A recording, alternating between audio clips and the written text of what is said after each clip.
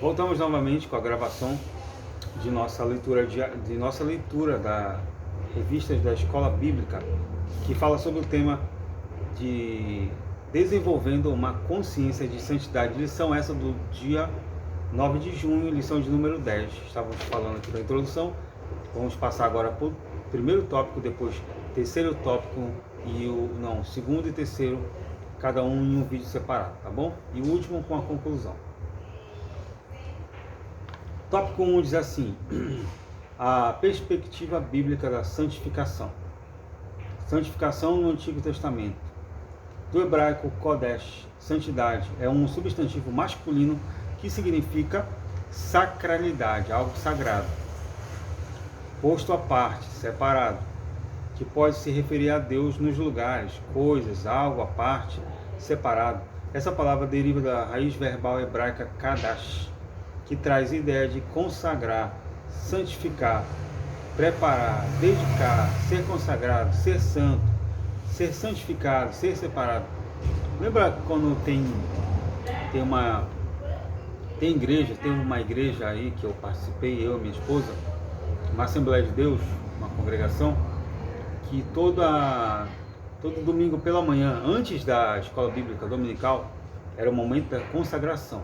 Foi um momento muito bom que vivemos ali numa igreja, numa Assembleia de Deus, onde a consagração ela começava mas muito quente em Belém, muito quente, onde a consagração ali na igreja, na congregação, ela começava às 7 da manhã e ia até às 8 da manhã. 7 da manhã começava ali e depois ia até às 8, aí depois se finalizava com o café da manhã e 8h30, 8h40 se começava a escola dominical. Era dada as lições da escola dominical. Mas quem quisesse, das 7 da manhã que chegasse lá até as 10 da manhã, quando terminava a escola dominical, podia ficar em consagração, podia ficar ali ainda em consagração para quem? Para Jesus, para o nosso Mestre, para o nosso Senhor, para o nosso Salvador. Geralmente se fazia isso para quê? Era em prol da escola bíblica dominical não. Perdão, mas era em prol da Santa Ceia. Ainda se faz isso, não fazemos parte mais dessa congregação, mas eu sei que eles ainda fazem essa consagração toda, primeiro domingo de cada mês, onde há a Santa Ceia do Senhor, eles fazem isso, essa consagração. E é muito bonito, e é muito válido, e é muito bom nós fazermos isso, essa consagração para Deus. É só para exemplificar um pouco aqui. Nesse sentido, a palavra Kodesh aparece cerca de 469 vezes no Antigo Testamento como santidade. Está lá em Êxodo capítulo 15, versículo 11. A gente vai abrir aqui para a gente situar. Êxodo 15, versículo 11. É bom a gente manusear a palavra de Deus. Êxodo 15, vamos lá. Êxodo 15, versículo 11, que diz assim. 15, 11, vamos lá, cadê? 15, 11. Quem entre os deuses é como tu, Senhor? Êxodo 15, 8. Será que estou lendo certo mesmo, amado? 15, 11, é isso mesmo. Quem entre os deuses é como tu, Senhor? Ou seja, quem é separado como tu, Senhor? Não existe nenhum que seja igual a tu. A coisa santa, Números 4:15. Números 4:15. Vamos lá para Números. A gente tem que manusear a palavra de Deus. Números 4:15. Números 4:15 diz assim: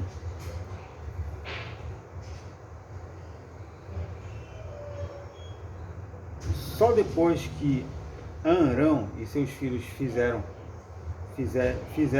tiverem acabado de cobrir o santuário e todos os utensílios, na hora de se levantar o acampamento, virão os caatitas, não é catita, irmão, é caatitas, para transportá-los sem tocar as coisas santas para não morrerem.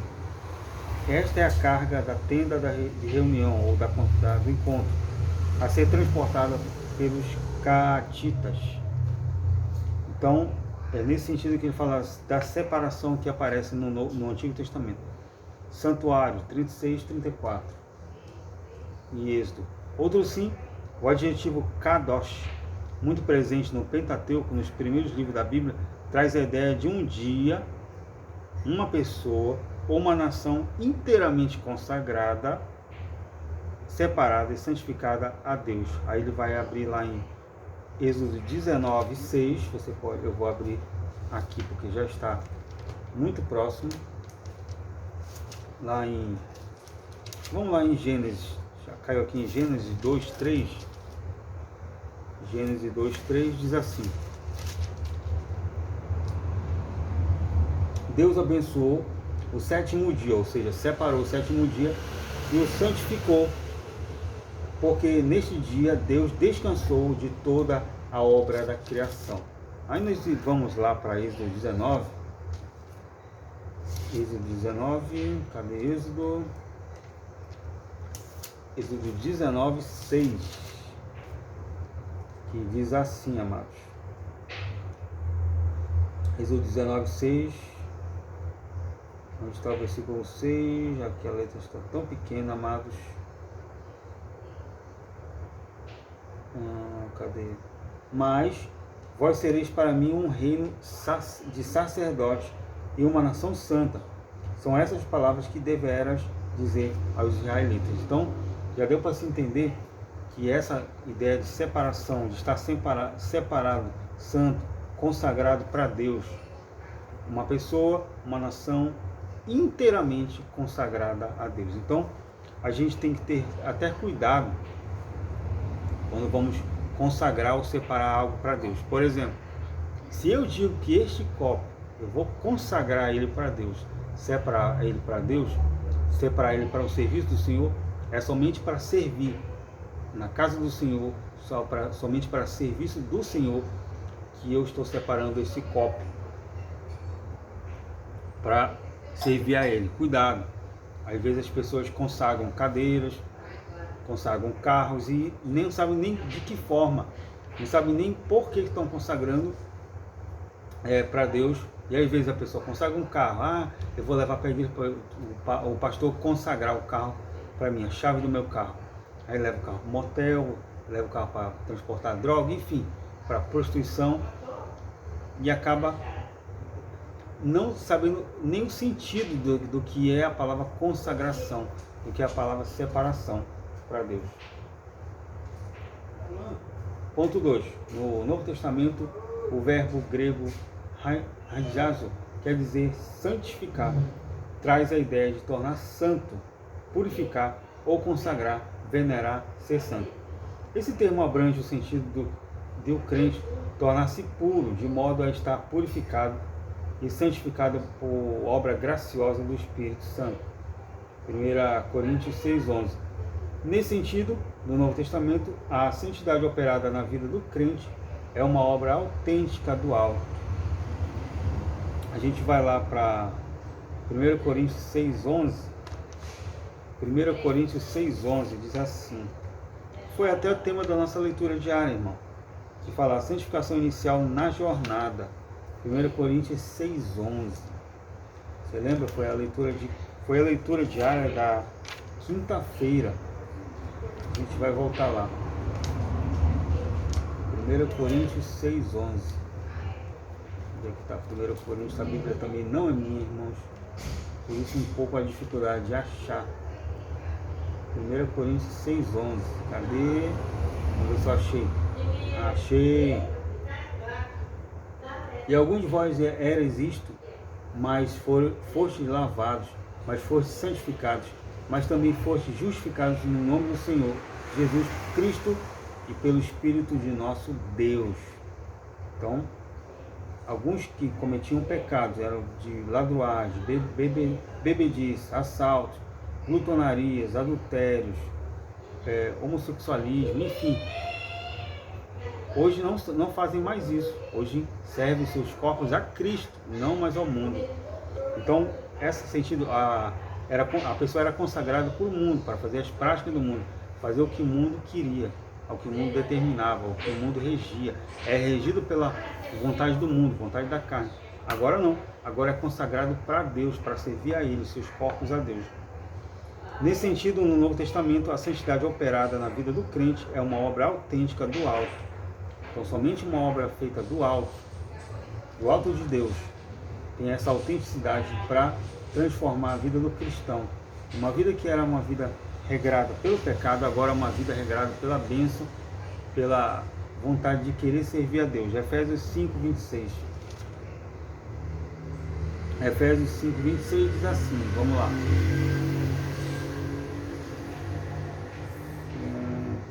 Para santificá-la, purificando-a pela água do batismo com a palavra.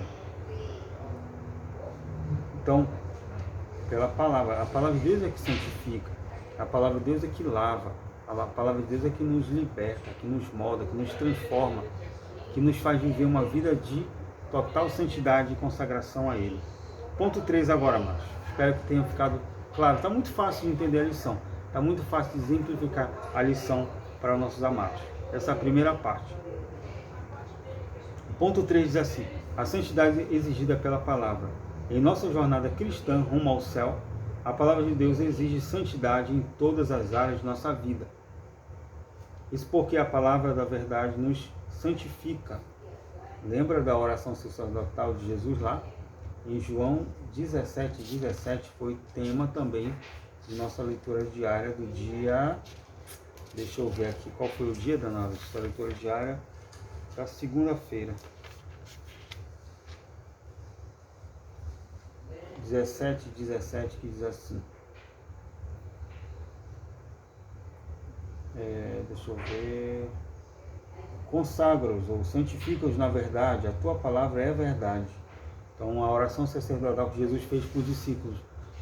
Ele falou: Pai, santifica-os na verdade, na palavra de Deus.